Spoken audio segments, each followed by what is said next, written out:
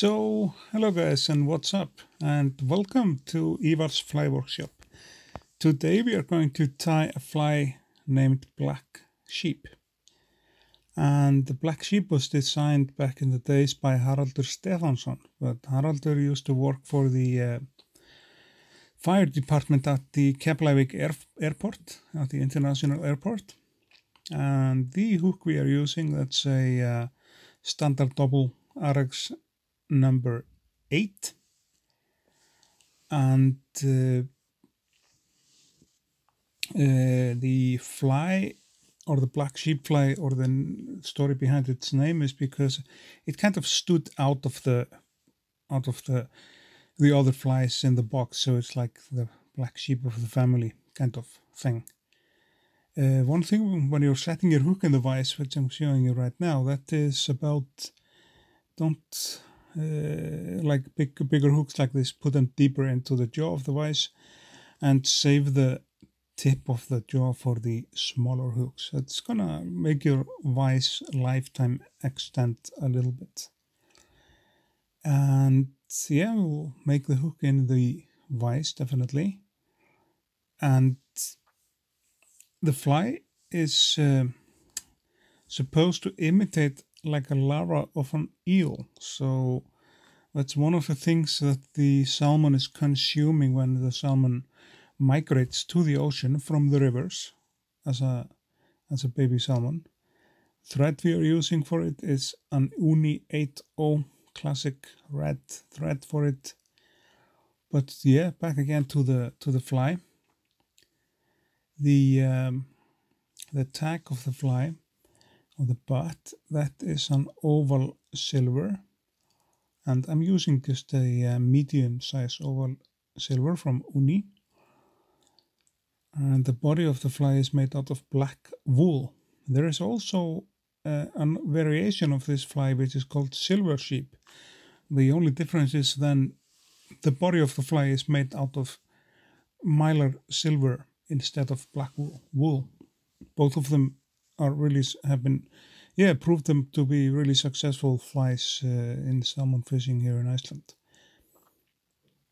But this fly, yeah, like I said, it's been successful. It's an Icelandic design, and the author of the fly, Haraldur, just passed a few months ago, so we will honor his memory by tying the black sheep. For the body of the fly, you can use black wool. You can use Aurora yarn, that will do the job as well, but I'm using black wool, which I stole from the knitting kit of my mother. And so lots of threads and stuff I stole from there the past 30 years or so. I think she knows that I'm letting stuff or just kidnapping stuff from there, but it's okay. She's just about fine with that. And pay attention to one thing with this fly. When we tie it with a black wool, there is no rib on the fly. There is no silver rib, so it's without a rib. But like I said, this fly is supposed to imitate imitate the eel larva that salmon is consuming while it's dwelling in the South Ocean, or the South Atlantic, during the winter time, while it's in the sea, gaining weight before it comes back to the rivers. So the beard of the fly is a blue rooster. Blue hen will do the same job. And I do it like this. I put it on there and do a couple of wraps with a thread, and then we tune in kind of the desired length of the fibers. Then we take like 2 or 3 tighter wraps to lock it down, and then we come in with the scissors and snip off the tag end. This is like I said, an excellent fly, and it catches a lot of fish every single year. And yeah,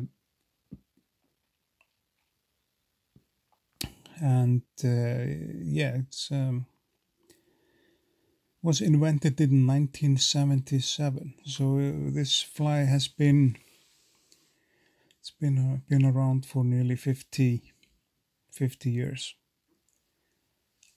and it's become an Icelandic classic.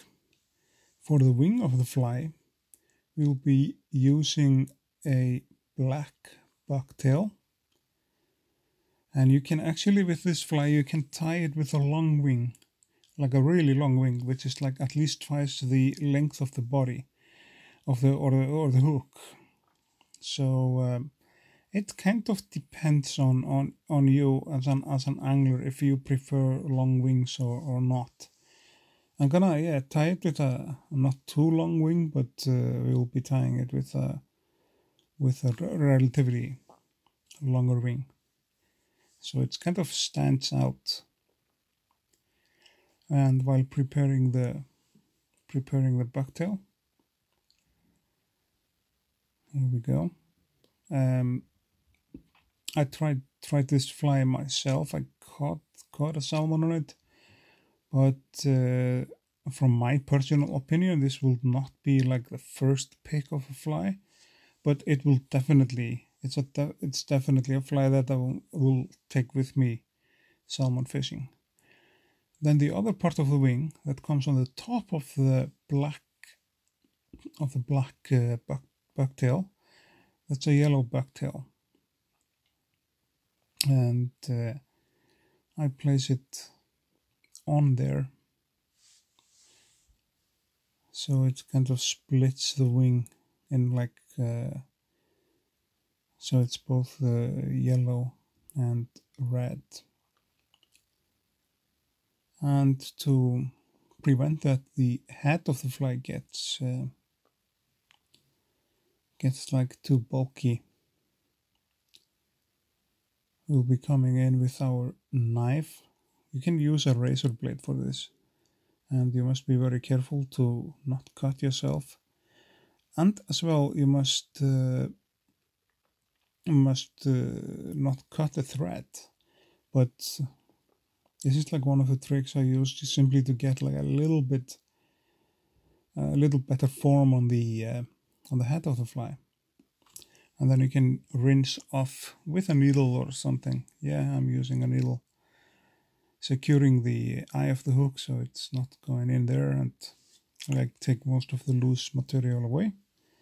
And this is gonna make the fly, like, it's gonna make it look like a little better. And the shape of the head is not gonna be too bulky. So the fly is almost ready, except the cheeks of the fly. We are using a jungle cock feathers for it, and it's supposed to be tied with a jungle cock feathers. And there is a web page about this fly called blacksheep.com. No, .is, I think. Yeah, blacksheep.is. You can have a look at that and see what the author himself says about it. Hopefully that web page will be maintained and it's going to remain for us since Mr. Haraldur is unfortunately passed. But we'll be working on getting the jungle cock on it. And usually when I'm putting jungle cocks on, I'm just roll the vise like in a 90-degree angle. So when you place the feather on or the cheek on, it's gonna lay on there. It's not gonna slip away or anything. And when I'm putting it on your side, hopefully you can see a little bit better how we do. See that? Yep. It's just one rapid that's holding it now, second and third and fourth and fifth. And I leave the stems of the jungle cock feathers there simply to, in a case if you need to move them, like drag them millimeters back or forth, it's really handy to keep the stems and don't trim them away until you're satisfied with the position of the junglecock feathers. At least that's the method that I'm using, and it's been a really good method for me. So the fly is ready. So we'll just make the whip finishing job here and put like a little glue on the head, and I'll be using a